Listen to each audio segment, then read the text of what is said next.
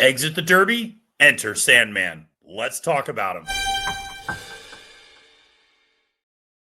Hi, everyone. Matthew DeSantis here with NYRA Bets. Here are the Preakness Stakes Contenders Spotlight video on Sandman, the very popular Mark Casse trainee. And before we get to that, want to remind you, press the like button. Press subscribe to NYRA Bets YouTube. Why? Because we got everything you need for the Triple Crown, Saratoga, the Breeders' Cup, and everything else in horse racing.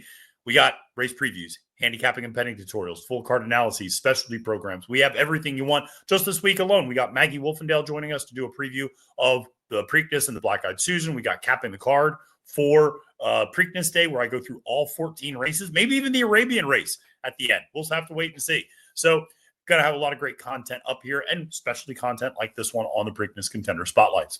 All right, so let's talk about Sandman, who is a very popular horse. And for those of you who watch these Contender Spotlights, you know I recorded probably a couple of them before the news broke that Rodriguez was scratched from the race. And that obviously changed the complexion of some of this that we'll talk about here with Sandman. Sandman obviously was a little bit of a late entry. It was a will they, won't they.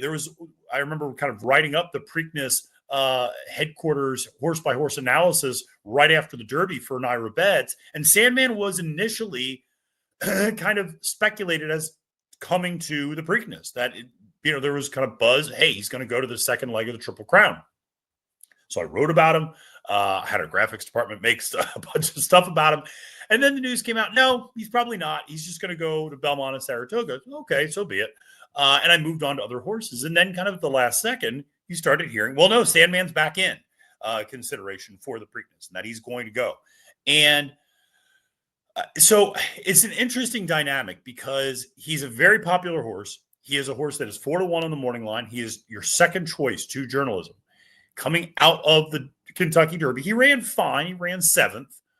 Certainly was below expectations, did not outrun his odds. And that's something that we're going to have to talk a little bit more about, which is there's a big difference between Sandman, the horse, in terms of do you like Sandman just as a horse, and what odds are you willing to take on Sandman? Those are two very different discussions. And I think that's where reality and what people perceive about a horse are two different things.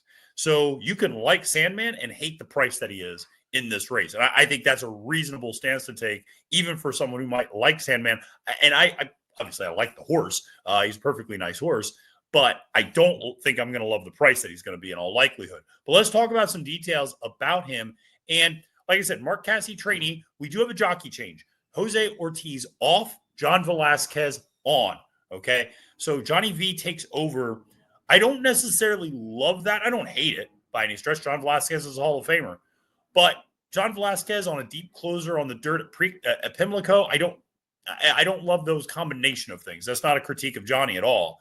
It's just a jockey like Jose seemed to have had him figured out a little bit. Rode him really well in that Arkansas Derby. Rode him decently, I thought, in the Kentucky Derby as well. But obviously, Jose Ortiz opting for another mount in this race. And so, as a result, Sandman ends up with Johnny Velasquez. Now, obviously, we know sired by Tappet, Big Gray.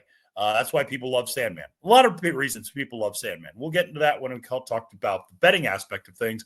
But one of the things to keep in mind with regards to the Tappets is they're always immature.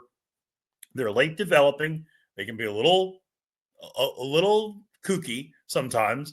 And, they're like that. And you see that when you watch Sandman. He's a little bit of a goofy horse. And he runs a little goofy sometimes. He's a little all over the place. That Arkansas Derby was a great example where he's kind of weaving in, not even through traffic. He's just weaving in the lane. And some people say, oh, it's leg weariness. He's getting tired. It's not really that he's getting tired as much as he loses concentration. He loses focus. Jose Ortiz had to kind of remind him, hey, let's stay on things here. And, it's what you saw out of his dad, quite frankly. I mean, if you go back and watch the Wood Memorial of Tappet winning back in, 2004, I think, it's very similar. Where Tappet, when he's running in the Wood Memorial, has his head cocked to the side and is looking at the grandstands at Aqueduct the entire stretch run. And the last 100 yards, they finally get him straightened out, and he passes 3 horses and wins the race. So, it just, that kind of goofiness and immaturity just kind of gets passed along to a lot of his offspring. Tappets usually are not they can be precocious, but they're typically not a finished product at 2 or 3 years old. They tend to get better as they get older. And so you have Tap It up top. Great distance influence, though, obviously. Then you have Distorted Humor underneath, which is interesting because that kind of should infuse a little bit of speed. But Sandman's a deep closer. He doesn't really have much early speed. As I mentioned, 7th in the Derby, 1st in the Arkansas Derby. He came in 3rd in that Rebel Stakes, 2nd in the Southwest. Again, times where he gave him too much to do at the top of the stretch, wasn't really in the best position possible. Again, and when we go through and look at Sandman, one of the things that really does stick out is that he does have a lot of foundation. He's one of those horses that I can see why people liked him going into the Derby. He had a running style that generally suits the Derby in terms of coming from off the pace. Obviously, we saw Journalism come from mid-pack. We saw Sovereignty close from the back. We saw Baeza close from the back. We saw Final Gambit close from the back. So we saw a lot of horses close from off the pace, and you knew Sandman was going to be coming from off the pace. He was sitting 18th in a 19-horse field. So he was well back. He ended up getting up to 7th, but didn't really make up a lot of ground in terms of lengths beaten. But he also had that big 2-year-old foundation. He had experience running at Churchill Downs. But here's the thing, and this is something I pointed out in one of the lead-ups to the Kentucky Derby. He was also 0 for 3 at Churchill Downs. And his best finish was a distant 3rd in that street sense to Sovereignty and Tistastic, who won the Louisiana Derby. But he does have a lot of experience, okay?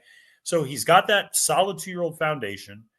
He's a Tappet, so he shouldn't mind the slop because the weather in Pimlico and Baltimore doesn't look great for this weekend. Although it might be nice for Preakness Day, it's going to be sloppy every day leading up to it looks like. Interestingly, he's a horse that, won in second time out and second calling. I was actually there that day. I was actually at the I remember taking a picture in the winner's photo and in the winner's circle of Dylan Davis riding him that day. And, he really looked good.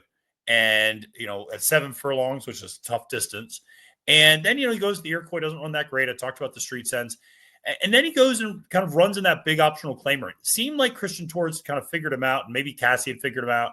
And then he runs in that Southwest and kind of, throws his head, doesn't have the best effort. And, you see the same sort of thing happen in the Rebel where he gets choked back at the beginning and then, has to make this late furious run. And, he gets the perfect setup in the Arkansas Derby with Jose aboard because Cornucopian and Speed King duel each other into submission on the front end and run just insanely fast fractions. And, then in the Derby, obviously you get strong fractions, et cetera. You get very similar fractions to what he got in the Arkansas Derby. In terms of maybe that first half not being quite the same, but that first 6 furlongs is almost identical. And then you get a faster mile time, actually. So he got strong fractions to run into and ran into him a little bit. So he's a horse that is, listen, he's been pretty consistent, all things considered. He's really only had 2 bad showings, which was in the Iroquois in debut, admittedly, but 6 furlongs for this horse was not what he wanted to do. So, really the Iroquois and the Kentucky Derby are the 2 times he's missed the board outside of his debut. So he's an inconsistent horse. I get it. I just don't love him in this spot. I just think the Preakness is a race where you typically see it dominated by front end speed. Now, speaking of that, there is going to be a fair amount of speed in the race. So when you talk about, the dynamics of this race, you do have Clever Again, who's going to be up front. Okay. Goal-oriented from the rail is probably going to be sent pretty aggressively by Flavian Pratt. So you have those 2 horses up front. And then you have a horse like American Promise, who's going to want to be forward as well for D. Wayne. And I think that's going to be an interesting dynamic to see how he and Goal-oriented kind of work things out from the inside. And then kind of if Clever Again's able to cross and clear all of them from a little further outside. So you're going to have some speed in this race, potentially. And then you'll have a horse like Gosker and River Thames kind of tracking the pace and sitting close to it, but being comfortable sitting 3rd or 4th. Both of them are comfortable in that sort of a spot. So, that's kind of how the pace dynamic is going to play out. Thing is, Pimlico can be very speed favoring. You start getting a wet track, it can be, sometimes even more speed favoring there. It's not always the case, but certainly can be. And the thing is, Sandman's going to be at the very back of the field. He is by far and away the slowest horse in this race. In terms of early speed. So he's going to be in the back. And the question is, can he pass everybody and win this race? I don't love his chances on a speed favoring track where there looks like there's a lot of speed on paper, but I'm not necessarily convinced there is. I could see goal-oriented being content with a kind of a pocket trip, potentially. I'm not as high on American Promise getting out as aggressively as he probably needs to. I think Clever Again can cross and clear this field. And if Clever Again gets out in front, it's going to be tough to kind of, maybe there's questions about distance with that horse, but I think that, there shouldn't be the sire by American Pharaoh out of a Galileo mare. So he should be able to run for days. But nevertheless, it could be tough to kind of make up a lot of ground. And it just depends how much he's giving up. Now it's a shorter field, so he shouldn't find himself as far back. Out obviously only a 9-horse field, but at 4-1, I just don't love his odds. If you gave me 6-1, if you gave me 8-1, sure, I'd take it. Sandman at 8-1. Those are reasonable prices. But I think the combination of him being a gray, the Metallica connection, and then Griffin Johnson, who's the part owner of Sandman, who's an influencer and who's brought a lot of attention to Sandman, and rightfully so. And I think it's been wonderful. But I think when you combine all of those things, he's a horse that attracts more money than he should. And those are always horses I tend to avoid because it allows for other horses in the race to be a better price. Now, is journalism going to be a better price as a result? Maybe. David Aragona pointed out that, remember, Epicenter, very similar dynamic when he came to the Preakness. The Derby winner didn't run. That year was Rich Strike. Epicenter had finished second, comes into the Preakness was 6-5. So I know a lot of people are saying, oh, journalism's going to be 4-5. He's going to be odds on. Maybe. We'll see. I mean, I think he should be. Whether he will be is up to the American betting public, and that is always a little bit of a $64,000 question because the American betting public on Preakness is very different than the American betting public on the 4th race at Aqueduct in February. So you get public money in there, and that does some different things. They like betting on a gray horse. They like betting on Metallica names. They like betting on social influencers. So, you get all those things put together. And also Sandman, listen, to his credit, he's a horse that people know. That's the other thing is people know American Promise a little bit from the Derby for sure. And he went off at ridiculously low odds. And people obviously remember journalism. But now you have a horse like Sandman who people really remember from the Derby running back in the Preakness. And people are going to be, oh, I remember that horse. People don't remember Gosker from the Lexington. People don't remember, I hate to break it to you, people don't remember Goal Oriented from the undercard. People don't know a lot of these other horses that are running. Clever Again, winning the Hot Spring Stakes. Like, again, the average person who tunes in for the Triple Crown, they're going to find out about these horses, obviously during the lead up to the race. But Sandman's got that name recognition already built in. And I think as a result, he just gets bet way too much. And I'm just going to be fading him. I'll be using him probably deeper underneath in my vertical wagers, but in terms of horizontals, I'm not including him in my pick 5. I just don't have the confidence that he's going to get there. And more importantly, I don't have the confidence he's going to get there ahead of journalism.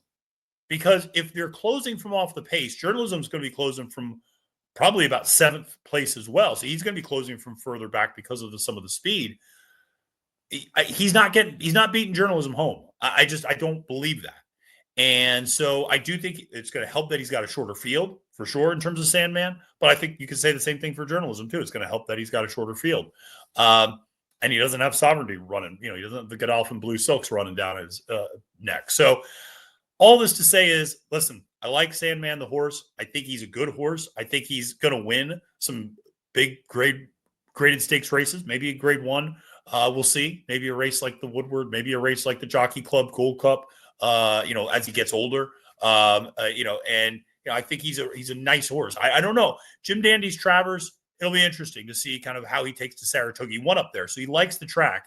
That's good. Maybe he's a horse for the summer. Again, as he matures, as a Tappet, as he puts it all together, maybe you start to see those, second and third turn into wins where you don't need a pace meltdown to do it. All right. I could talk for days about Sandman because I find him endlessly fascinating. I think it's such an interesting distinction between how you can handicap a horse versus how you can bet a horse. And I think that's an important thing to keep in mind with regards to this particular runner.